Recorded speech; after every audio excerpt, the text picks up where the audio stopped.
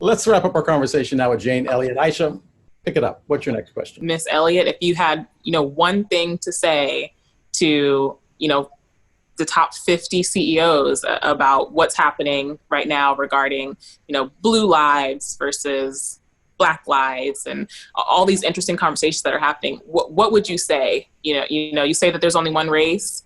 How would you, clearly state that the inaccuracy in the blue lives versus the Black lives versus the white lives, because that comes up a lot in conversations in the office. But then once again, that's ridiculous. You need to remember that no matter what color your eyes, no matter what color your skin, you're all members of the same race. We've got to get over that nonsense. Now, if you want to do it the easy way and the non-threatening way, this book was sent to me. I just got it today.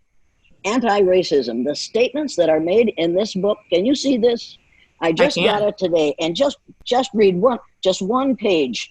Prejudice goes both ways, There are people who suffer from it, and there are people who profit from it. Saying that I'm obsessed with race and racism in America is like saying I'm obsessed with swimming when I'm drowning. And that was said by somebody whose name I can't pronounce. And this one, it is never too late to give up our prejudices. Henry David Thoreau. This book is full of, if you want peace, work for justice. Pope Paul VI, the 11th. You need to if you want to do it easy, read this book and change your mind. Change your mental set. You can't change your skin, but you can change your mental set. You can decide to stop believing in the myth of rightness of whiteness and the myth of 3 or 4 different races. There's only one. And if that won't do it for you, then read Timothy Snyder's book on tyranny. If you read nothing but the titles of the chapters, you will go away from it a better educated person. But we have white people, melanated people have to educate themselves. They have to take that job on because people of other color groups, darker brown groups, don't have the right not to be educated. They have to learn, and they have to learn immediately from a moment before they're born. Prenatal treatment for Black and brown women isn't as good as the prenatal treatment for white women. The treatment that we are given in the delivery room is different depending on, not on the color of our skin, but on the ignorance of the people who are delivering those babies.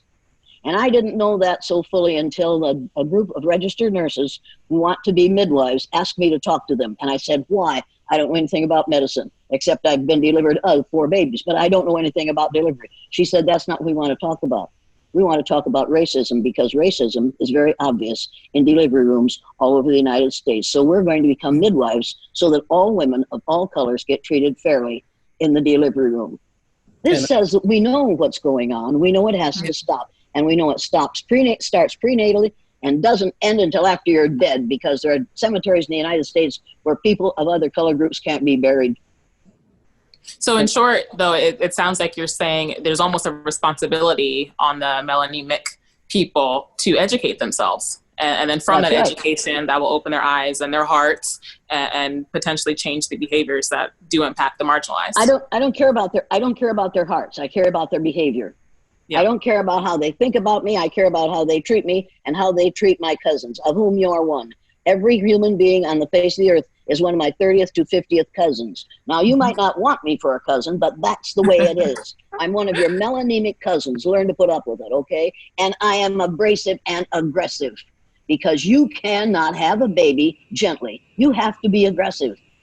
Mm-hmm. And you cannot raise children in a non-aggressive way. If you're going to keep them out of the street, you have to yank them out of the street. We're on the street to the end of liberty in this country if we don't yank our people up and say, no more. You're going to get run over by that vehicle that this fool in the White House has invented. I would point out one of the things that Jane said earlier on, which is this is about power. And if your corporate CEOs and your boardrooms are afraid of Jane Elliott, a 32, 33-year-old melanemic woman in Iowa that really does have a strong opinion, then how powerful are they really? The thing is, she's right. Listen. All you have to do is listen to everybody, and you'll find out that we're really not that different. We are not that educated as much as we need to be, but we are not that different when it comes to the way we live, the things we want, and really the things that make us happy and the things that make us sad. So, Jane, I want to thank you for being with us. Aisha, I'm glad you put us back together. Jane, I'll see you on the airwaves again. We'll see if we can go viral one more time, whatever that means. Okay, thank you very much. I'm delighted to get an opportunity to say these things. And the more I get to say them, the more people have to hear them. And maybe 1 out of 100 will listen. You got it. Be safe, my friend.